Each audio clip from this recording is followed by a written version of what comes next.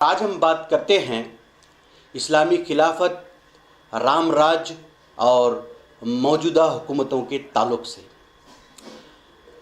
جب کبھی اسلامی خلافت کی بات یا تصور آتا ہے تو خلفائے راشدین اور بعد کے کئی ایک خلیفہ کا سنہرا اور امن و امان والا دور یاد آتا ہے، جہاں ہر مذہب کا ماننے والا خوشحال تھا۔ انصاف کے فیصلے کسی کے مقام و مرتبے یا مذہب کے بنیاد بنا کر نہیں دیے جاتے تھے۔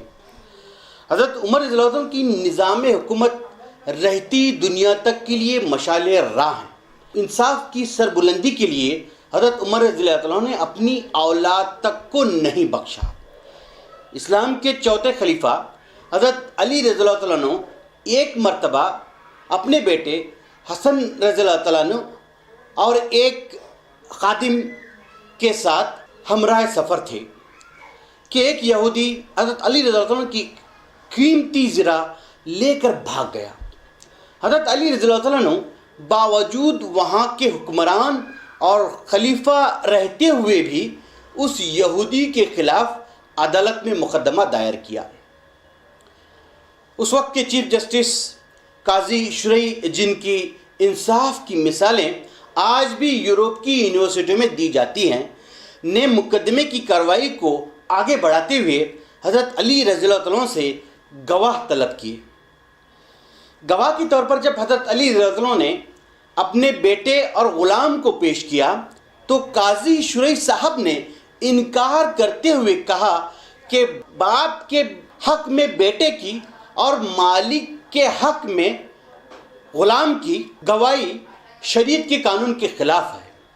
پھر قاضی صاحب نے یہودی سے پوچھا تو یہودی نے حلف یعنی قسم لیتے ہوئے زرہ کی ملکیت اپنی بتائی، اور اس طرح مقدمے کا فیصلہ وقت کے خلیفہ کے خلاف دیا گیا۔ مقدمے کے بعد دوران گفتگو حضرت علی رضی اللہ تعالیٰ عنہ نے چیف جسٹس قاضی شرعی صاحب، جو آپ کے شاگرد بھی تھے، سے کہا کہ آپ نے آج مقدمے کی سماعت میں انصاف نہیں کیا۔ آپ نے میرا نام تو لقب یعنی کنیت کا استعمال کرتے ہوئے لیا، جو کنیت عبد الحسن کے نام سے حضرت علی کو استعمال کیا جاتا تھا، کہتے ہوئے مخاطب کیا، جو کہ عرب کی تہذیب میں کسی کو عزت بخشنے کے لیے استعمال کیا جاتا ہے، لیکن آپ نے کنیت کے ساتھ دوسرے فریق یعنی وہ یہودی کو نہیں بلایا، جو کہ ایک قسم کا فرق اور ناانصافی تھی۔ یہ باتیں باہر یہودی سن رہا تھا اور حضرت علی رضی اللہ عنہ کے پاس آ کر کہتا ہے کہ میں غلط اور چور تھا، یہ لو، یہ زرہ بھی آپ کی اور میں بھی آپ کا۔ یہ تھی اسلامی خلافت اور اس کا انصاف۔ بات کہنے کی یہ ہے کہ آج کے دور میں کوئی مسلم حکومت جس میں عوام کی بھلائی نہیں ہے، حکومت میں انصاف قائم نہیں ہے، ایسی حکومت کا ہونا بیکار ہے۔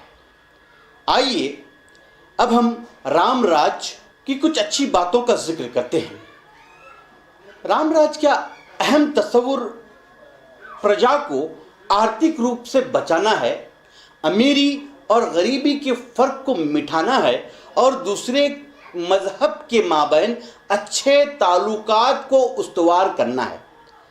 لیکن افسوس، آج کی حکومتیں پرجا کو ہی لوٹ رہی ہیں اور ہر محاذ پر پرجا کو ہی پریشان کر رہی ہیں۔ اگر رام جی اور بھرت جی کا سمواد یعنی کنورزیشن ہم پڑھ لیں تو ہمیں پتہ چلتا ہے کہ ہم کتنے پانی میں ہیں۔ رام جی کہتے ہیں کہ راج میں بھرشٹاچار نیل ہو، پرجا کا دکھ درد جاننے کے لیے پرجا کے بیچ جانا چاہیے، وکاس کی یوجنا جلد شروع ہونی چاہیے، راج پرجا سے سجھاؤ لے اور تبھی پرجا تنتر ہوتا ہے، سرکشا ایسی ہو کہ لوگ نربھے رہیں، پرجا کو پانی اور کھانے پینے کی چیزیں برابر مہیا ہوں، وغیرہ وغیرہ۔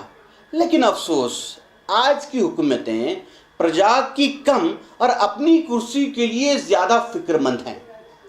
हुकूमत और इनके सरबराह में भी वो सलाहियतें नहीं हैं जिनकी चाहत राम जी ने की थी। राम जी कहते हैं कि राजा सच्चा हो, क्रोधिष्ठ न हो, दूरदृष्टि वाला हो, प्रजा का दुख दर्द उतना ही समझता हो जितना के अपना, राजकोष से अपने ऊपर खर्च करने वाला न हो, प्रजा के हित में निर्णय लेने में देरी न करे, हर वक्त नॉलेज लेता हो और प्रजा में शेयर करता हो, प्रजा और राज्य की समृद्धि के लिए हमेशा चिंतित हो, वगैरह वगैरह। अब सवाल ये पैदा होता है और ये बड़े ही अफसोस के साथ कहना पड़ रहा है कि आज न राज्य ऐसे हैं न राजा ऐसे हैं जिनसे सही मानों में प्रजा की भलाई के काम हो रहे हैं। हम बात तो करते हैं खिलाफत और राम राज्य की, लेकिन अवाम की भलाई के काम से कोसों दूर हैं। वोट मांगने के लिए धर्म याद आता है और इसके लिए नफरत का माहौल भी बना देते हैं, लेकिन हुकूमत आने के बाद धर्म और धर्म गुरुओं की बातों को भुला जाते हैं। इसलिए हमें ये याद रखना है कि जिस राज्य में भलाई के काम न हो, इंसाफ का पालन न हो, अमन और शांति न हो, दूसरे मजहब के मानने वाले परेशान हो, तो वो हुकूमत अधर्मी ही कहलाएगी और उस हुकूमत की धर्म की बातें अवाम के लिए सिर्फ और सिर्फ एक ढकोसला ही रहेंगी। अब अवाम को चाहिए कि राज्य की भलाई और अमन व शांति की खातिर ऐसे हुकूमतों से बाज आएं जो धर्म को सिर्फ अपना उल्लू सीधा करने के लिए इस्तेमाल करते हैं।